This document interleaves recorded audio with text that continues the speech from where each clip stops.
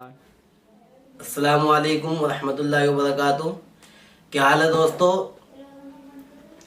मैं आपका दोस्त मोहम्मद नज़ाकत मंसूरी डिस्ट्रिक्ट बिजनौर से उर्दू पॉइंट अल हिकमत यूट्यूब चैनल पर आपका बहुत बहुत स्वागत है। दोस्तों, उम्मीद करता हूं कि आप लोग जहां भी होंगे खैरियत से होंगे। देखिए, आज मैं आपको एक ऐसी कहानी से रूबरू कराना चाहता हूं कि जिसे सुनकर आपके दिल के अंदर भी एक कैफियत तारी होगी। वो ये है कि हम लोग मुसलमान होने के बावजूद हमको अपनी हकीकत, अपने इस्लाम की तारीख़ों से नाआशना है।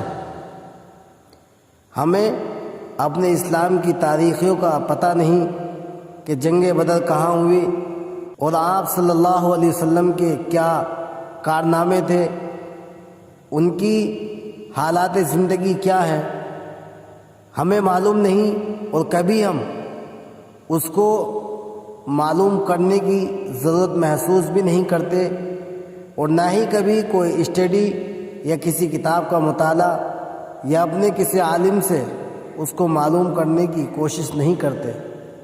देखिए, एक पुलिस ऑफिसर जो कि हिंदू मज़हब से ताल्लुक़ रखता है, आप सल्लल्लाहु अलैहि वसल्लम की बातों को उसने किस तरीके से सीखा और उनकी स्टडी की और वो उन चीज़ों को समझने और परखने के बाद हम लोगों से मुखातब है। तो आइए सुनते हैं। उनके जीवन काल में सबसे ज्यादा लड़ाई हुई। ऐसा बताते हैं कि 84 ऐसी लड़ाई हुई जिसमें उन्होंने प्रत्यक्ष या अप्रत्यक्ष भाग लिया। 84 लड़ाई।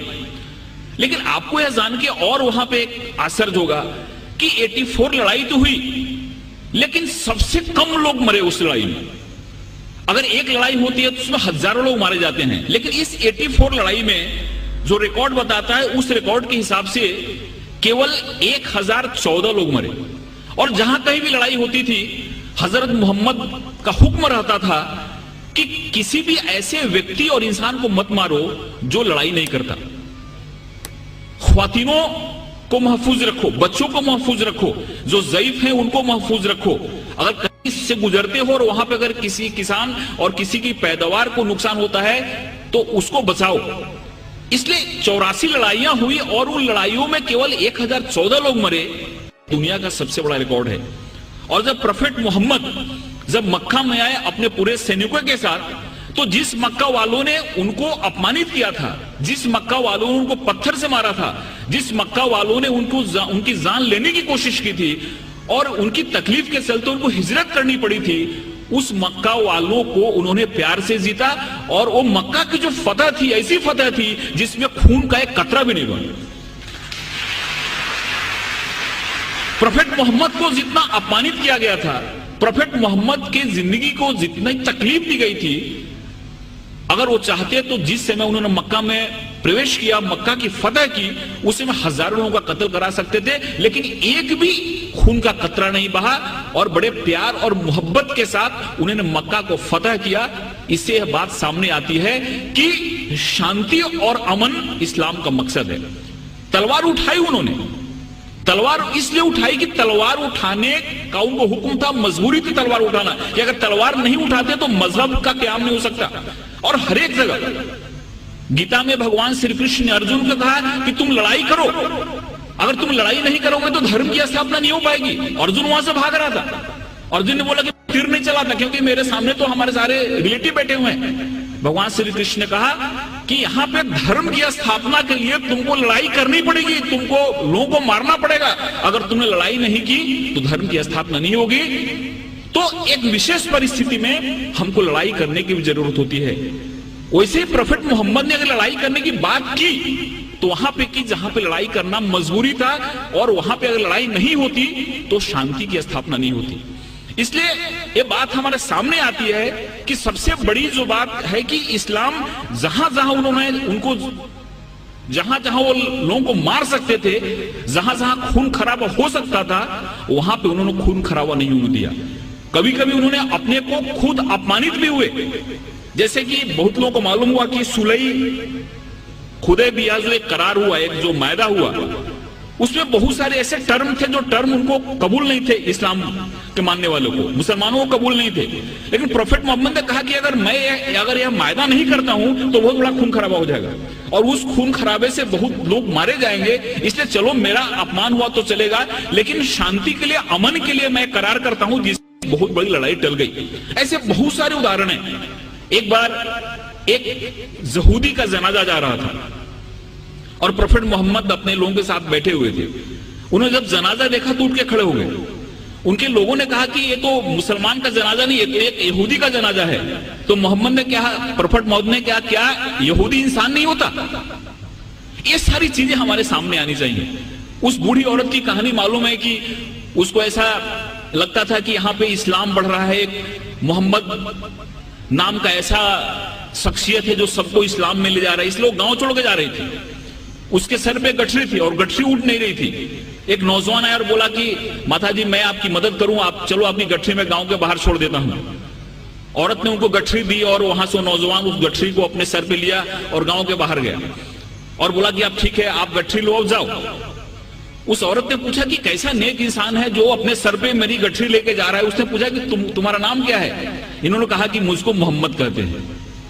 जिसके डर से भाग रही थी वही इंसान उस औरत की गठरी को अपने सर पे ले जा रहा है और उसको मदद कर रहा है, और उसी दिन औरत इस्लाम में आ गई। जो औरत प्रोफेट मोहम्मद के सर पे हमेशा कचरा फेंका करती थी नमाज के जाते समय, रोज कचरा फेंकती थी उनके सर पे।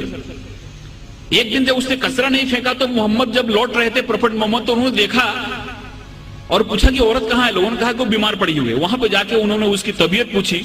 उस औरत को लगा कि जिस इंसान को मैंने इतनी तकलीफ दी, जिसको इतना मैंने अपमानित किया, जिसके सर पे मैंने कचरा फेंका, वो कैसा इंसान है कि मैं मेरी तबीयत बिगड़ने पे मेरा हाल पूछने आ रहा है। और वहां पे इस्लाम उसने कबूल कर लिया। एक चीज लोगों के सामने आना चाहिए, ये जो तहम्मुल है, ये जो हमारी सहिष्णुता है, ये जो हमारा एक इंसानियत के प्रति प्रेम है, ये हदीस में और प्रोफेट मोहम्मद की जो सुन्नत है, ये जब हमारे लोगों के सामने आती है तो हमको समझ में आता है।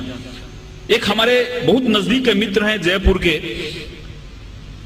उनको कई बार मैंने मुशायरे के लिए बुलाया। उन्होंने दो चीजें मुझको बताई। ये दोनों चीजें मुझको कहीं रेफरेंस मिला नहीं है, लेकिन उन्होंने बताई। उन्होंने पहला ऐसा बात कहा कि प्रोफेट मोहम्मद की जो चचेरी बहन थी उसका नाम हिंद था, और वो ऐसा बता रहे थे कि उस समय हिंदुस्तान जो मुल्क था, इस मुल्क से वहां के लोगों को बहुत प्रेम था और बहुत बार प्रोफेट मोहम्मद ने इस मुल्क के बारे में सुना था। तो हिंदुस्तान के नाम से वो जो हिंद उनकी चचेरी बहन थी उसका नाम रखा गया था। उन्होंने ये भी बताया, लेकिन मुझको इसका रेफरेंस नहीं मिला। उन्होंने ये बताया कि प्रोफेट मोहम्मद ने एक बार कभी कहा था कि वो कैसा मुल्क होगा जिस मुल्क से ठंडी ठंडी हवाएं हमारे अरब कंट्री में आती हैं। दोस्तों, ये सारी चीजें हमारे सामने आनी चाहिए। मजहब वही है इंसान जहां सलामत, यह तो शहादत नहीं है, यह गुमराही की इलामत। मासूमों का कत्ल है इंसानियत पे लानत, खौफ खा खुदा से एक दिन आएगी कयामत। दोस्तों, ये जो सुन्नत है वो हमारे सामने आनी चाहिए। ये जो उदाहरण है, ये जो मिसाल है वो हमारे सामने आनी चाहिए। और 2008 में, फरवरी 2008 में देवबंद ने एक फतवा जारी किया, एक ऐलान किया। उसमें 4000 उलेमा पूरे हिंदुस्तान के जमा हुए थे और उन्होंने क्लियर कट कहा कि आतंकवाद जो है, दहशतवाद जो है, यह गैर इस्लामी है। इस्लाम कभी भी अनजस्ट वायलेंस को सपोर्ट नहीं करता। इस्लाम में कभी भी गलत हिंसा को सपोर्ट नहीं किया गया है। और फरवरी 2008 में उन्होंने फतवा जारी करके इस दहशतवाद को, टेररिज्म को एंटी इस्लामिक बताया। दोस्तों, मैं कुरान की 2-3 आयत आपके सामने कोट करना चाहूंगा। सूरा अल बकरा आयत 190, इसमें ऐसा फरमाया गया है कि अगर तुम पे युद्ध, तुम पे जंग अगर लादी जाए तो लड़ाई करो, अगर तुम पे जंग ला दी जाए, तुम पे अगर युद्ध ला दी जाए तो लड़ाई करो, क्योंकि खुदा को ज्यादती पसंद नहीं है। लड़ाई करोगे फिर भी जाति मत करना। और हजरत मोहम्मद की सुन्नत में बात देखी जाती है कि उनके दुश्मन भी जो मारे जाते थे, उनके शव का भी और उनके लाश का भी उन्होंने बड़े ही हरमियत के साथ, बड़े आदर के साथ उसका दफन किया। कभी भी उन्होंने किसी लाश को बेइज्जत नहीं होने दिया, कभी भी उसकी बेहरमती नहीं की, कभी उसको तबाह नहीं किया। ये हमारी कुरान की आयत बताती है कि युद्ध उसी से करो जो तुम पे युद्ध लादता है, मजबूर करता है तुमको लड़ने के लिए, लेकिन फिर भी जाति मत करना, क्योंकि खुदा को जाति पसंद नहीं है। सूरा अल मायदा आयत 32, एक निर्दोष इंसान का कत्ल पूरी मानवता के कत्ल के बराबर है। इस आयत में फरमाया गया है कि अगर एक निर्दोष आदमी है, इनोसेंट आदमी है, अगर उस आदमी का कोई कत्ल कर देता है तो उसका कत्ल पूरी इंसानियत के कत्ल के लायक है। इसलिए कभी भी इस्लाम किसी भी निर्दोष और किसी भी बेगुनाह इंसान के कत्ल की कभी इजाजत नहीं देता। यह हमारे कुरान की बात कही गई है। सूरा बनी इजराइल आयत 33, किसी भी इंसान की जिंदगी खुदा की दी हुई है, इसलिए बिना किसी कारण, बिना किसी वजह किसी इंसान को तकलीफ देना, किसी इंसान को मारना गुनाह है और खुदा इसके लिए सजा देता है। ऐसे बहुत सारी आयतें हैं जिन आयतों में हमको इस सामने बातें दिखती हैं कि इस्लाम ने हमारे सामने क्या पैगाम रखा, इस्लाम ने हमारे सामने क्या संदेश रखा। लेकिन कुछ ऐसी परिस्थितियां हुई जिसके चलते गलत मैसेज गया। एक बड़ी फेमस किताब है, इस किताब का आपने नाम सुना होगा, लाइफ ऑफ मोहम्मद। B.H. हैकल ने किताब लिखी है और उस किताब में उन्होंने ऐसा लिखा है कि बाद में काफी ऐसे ट्राइब्स थे, ऐसे जनजातियां थी जिन्होंने इस्लाम को स्वीकार कर लिया, और इस्लाम को स्वीकार तो कर लिया लेकिन इस्लाम के पैगाम को समझा नहीं, और उन्होंने काफी जगह बहुत सारे उत्पात मचाए, जिसमें ततार और मंगोल्स ऐसे ट्राइब्स थी जो इस्लाम को स्वीकार किया लेकिन इस्लाम को नहीं समझते हुए उन्होंने इतने अत्याचार किए जिसके चलते बहुत जगह इस्लाम बदनाम हुआ कि इस्लाम को मानने वाले ऐसा करते हैं। इसका B.H. हैकल ने अपनी किताब में बड़ा ही अच्छा एक्सप्लेनेशन दिया है। तो अगर कोई इंसान इस्लाम या किसी मजहब का नाम लेकर गलत काम करता है तो गलती उस इंसान की है, उस मजहब की नहीं है। अगर कोई भी व्यक्ति किसी मजहब के नाम पे अगर कहीं कोई गड़बड़ करता है, गुनाह करता है, तो ये उसकी व्यक्तिगत चीज है, वो मजहब उसको उसकी इजाजत नहीं देता। नामो नसब जमीन के नस्लों में बट गए, आदम के बेटे कितने कबीलों में बट गए, आए हैं जब से पेश इमामत के मसल्ले, सिजदे हमारे कितने मरलों में बट गए, जे किस तरह से कौम को इल्जाम में गुम रही, जब रहनुमा ही कौम के फिरकों में बट गए। अगर रहनुमा ही फिरकों में बट गए और उन्होंने उस चीज को नहीं समझा, उस तो ये थे जनाब एक हिंदू पुलिस ऑफिसर जिन्होंने आप सल्लल्लाहु अलैहि वसल्लम की बातों को किस तरीके से अपने दिल के अंदर पिरोया हुआ है, जो आप लोगों के सामने उन बातों को रख रहे थे। और हकीकत भी यही है कि इस्लाम ज़बरदस्ती नहीं फैला है, इस्लाम तलवार की नोक से नहीं फैला, बल्कि आप सल्लल्लाहु अलैहि वसल्लम के अखलाकान करीमा, आप सल्लल्लाहु अलैहि वसल्लम के अखलाक करीमा, आप सल्लल्लाहु अलैहि वसल्लम के रहन सहन और तौर तरीके से इस्लाम फैला है। तो दोस्तों, आइए हम भी अहद करते हैं कि हम